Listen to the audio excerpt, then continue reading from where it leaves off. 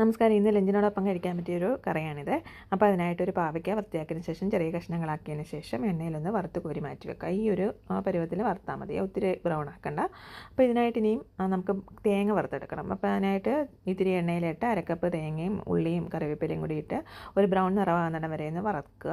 അപ്പം വറുത്ത് കഴിഞ്ഞാൽ നമുക്ക് പൊടികൾ ചേർത്ത് കൊടുക്കാം. മഞ്ഞൾപ്പൊടി, മുളക് പൊടി, മല്ലിപ്പൊടി ഇത്രയും ചേർത്ത് ഒരു ചെറിയ ഫ്ലെയിമിൽ വെച്ചിട്ടൊന്ന് വറുത്തെടുക്കുക.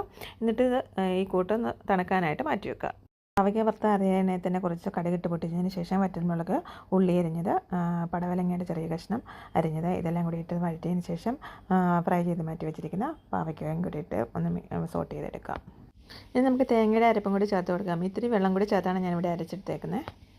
പിന്നെ ആവശ്യത്തിന് ഉപ്പും ഇത്തിരി പുളിവെള്ളം കൂടി ഒഴിച്ചതിന് ശേഷം കവർ ചെയ്ത് കുക്ക് ചെയ്തെടുക്കുക. കുക്കായതിന് ശേഷം ലോ ഫ്ലെയിമിൽ ഒന്നും കൂടി വെച്ചിട്ട് എണ്ണ തെളിയുന്നത് വരെ ഒന്നും കൂടി ഒന്ന് കുക്ക് ചെയ്തെടുക്കുക. ഇറച്ചി മീനും ഒന്നും ഇല്ലാത്തപ്പോൾ ഉണ്ടാക്കാൻ പറ്റിയ ഒരു കറിയാണ്.